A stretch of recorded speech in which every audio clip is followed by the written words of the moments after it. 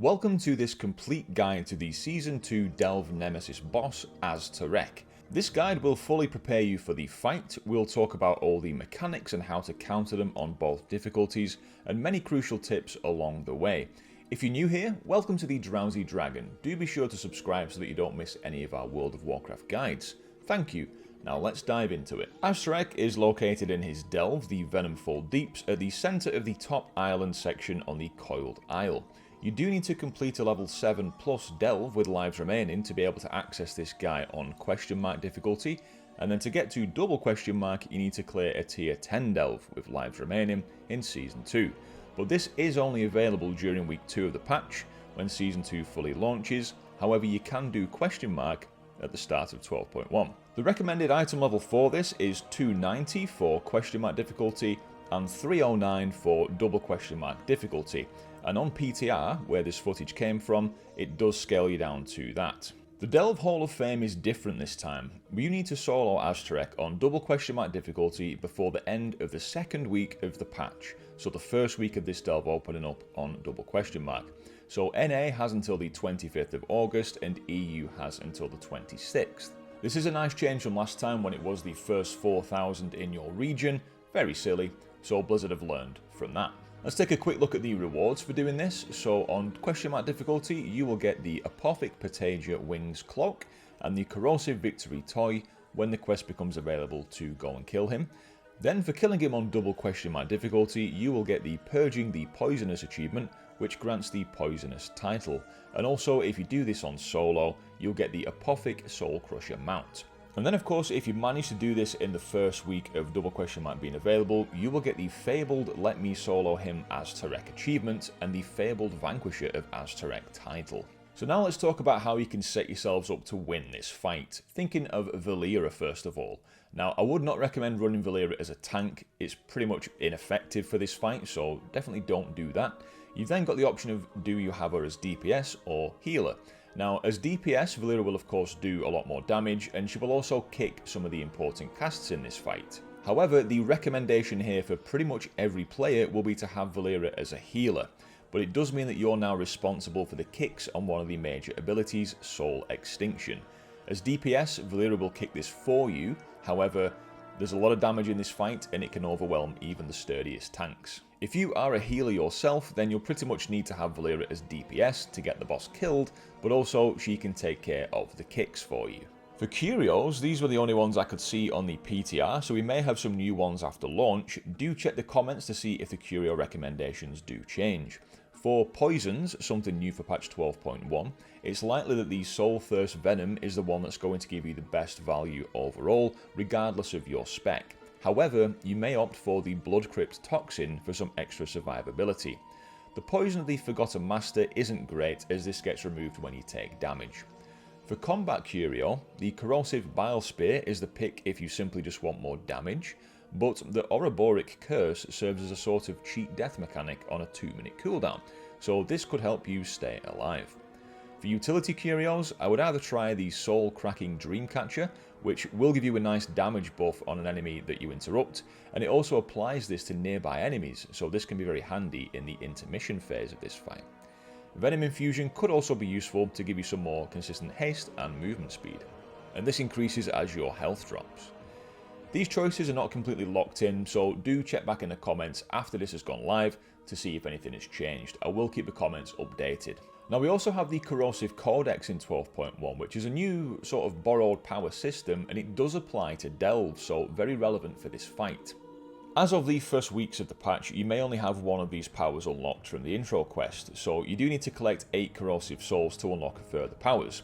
Now do be careful of what you pick first, because this will depend really on what role you are to some extent, but also if you pick one, you then have to get 8 more Corrosive Souls to choose a different one, so be careful, don't lock yourself into a bad choice straight away. Consider what is going to work best for you. Do you need a power that gives you more sustain, more healing, or do you need a power that simply gives you more damage, depending on what role you're playing? Potentially the most useful one for most players could be the Accursed Poison, because it deals damage, but importantly, Once affected by this poison, the next time the enemy casts a spell, it will automatically interrupt them, so that could really save your life in some of these fight attempts. Other things you can do to prepare, because remember guys, fail to prepare, prepare to fail, are below. So you could make sure you eat some of your own personal food. You can get Valeera's food buff for 5% main stat by eating at her campfire. Remember that you can eat 2 foods at the same time while you're doing this to save yourself some time. Use your usual buff items such as weapon oils, flasks, combat potions, have a stack of health potions just in case, and just basically use all the tools at your disposal.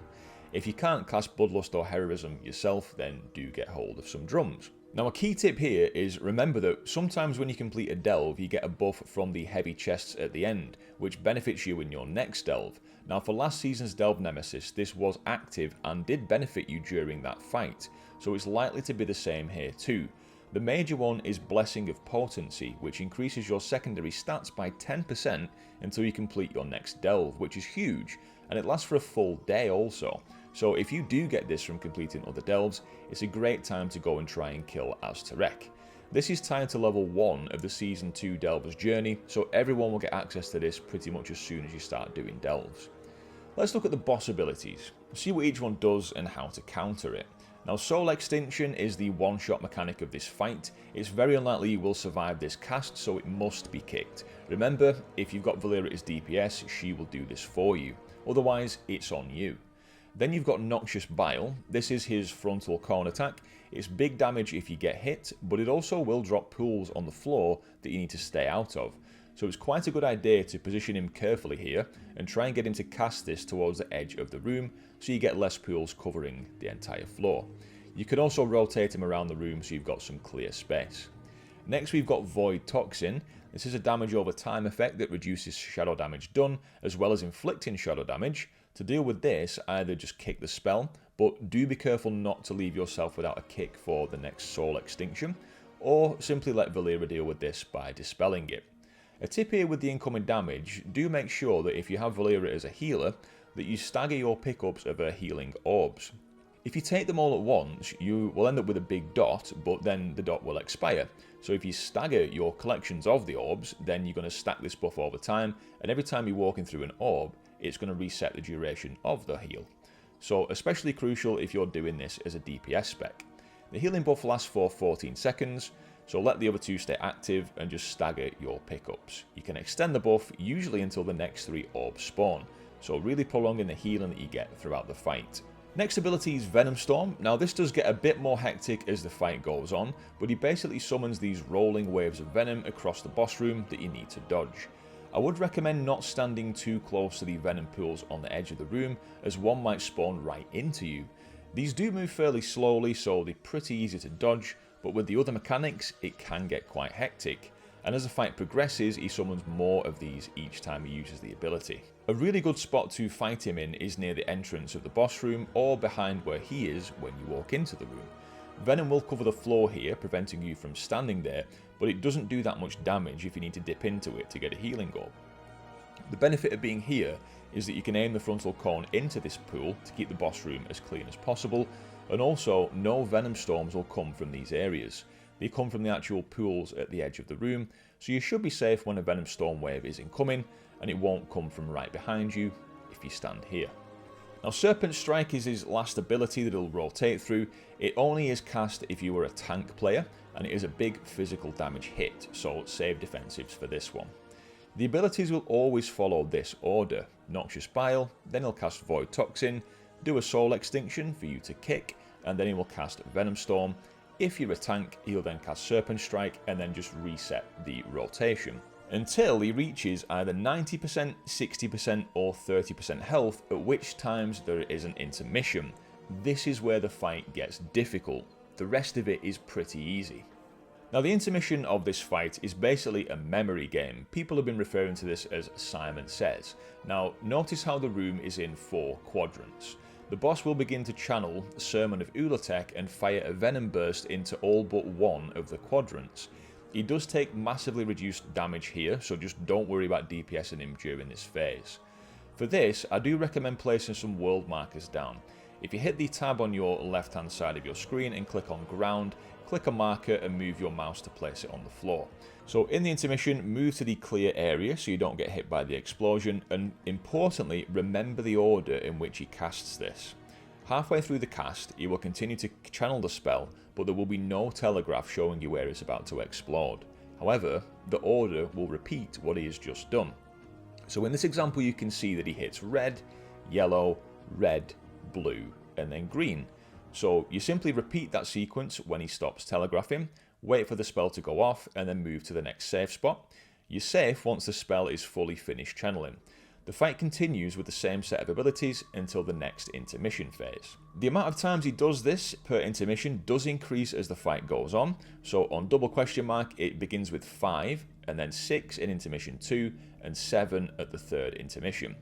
Now this has been made even harder recently, as now if you fail to get to the safe zone in time and get hit, you will be debuffed with ula'tek's mark, increasing nature damage by 500% for the entire fight. So you basically cannot get hit by this at all, or it's game over. On double question mark, he also summons an echo of Azta'rec that mimics his abilities, so this must be killed as quickly as possible. Definitely save DPS cooldowns for this phase specifically. This is what makes this fight really hard.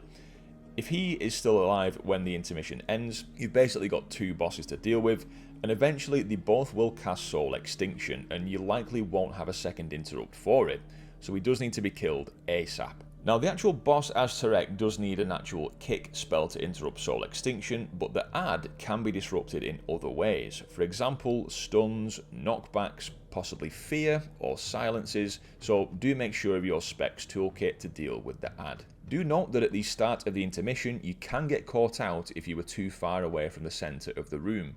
So as he gets close to 90%, 60% and 30% health, do make your way to the middle of the room so you don't get caught off guard. He moves very fast, so try and be ahead of him. So I need to mention add-ons here. There are some add-ons, for example Snake Says and Azta'rek Helper, to make this intermission phase a bit easier. Now I did test both of these out, and my verdict is I actually was better off doing this by myself. Initially when I tested these, you could have them fully automated, which has now been fixed by Blizzard. I suppose rightfully so. So you cannot track coordinates any longer in this delve, which is what made the add-on automation work. The workaround now is that you have to basically manually input them by clicking on the add-on or using macros to set which area is safe.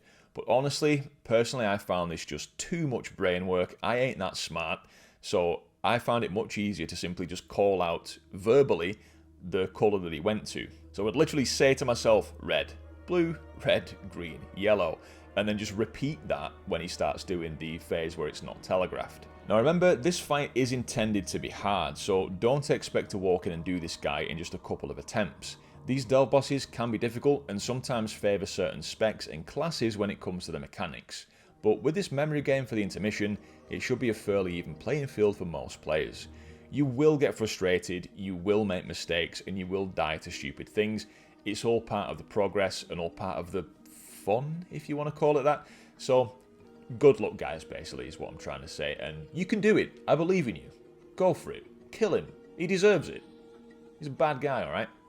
The absolute hardest part is the intermission, of course, so you will need to figure out which way works best for you, whether it's making use of an add-on to assist or going without, but put the practice in and you will get this guy down. If you enjoyed the video, please do leave us a like and consider subscribing to the channel for all of our World of Warcraft content. Big thank you to our YouTube members and Patreons, and we do also stream on Twitch as well, so if you'd like to catch us on a stream, please head on over to Twitch and give us a follow, and I'll hopefully catch you in the next one. I've been the Drowsy Dragon, thank you so much for watching guys, have a great day, and good luck with the fight. Catch you in the next one. Cheers.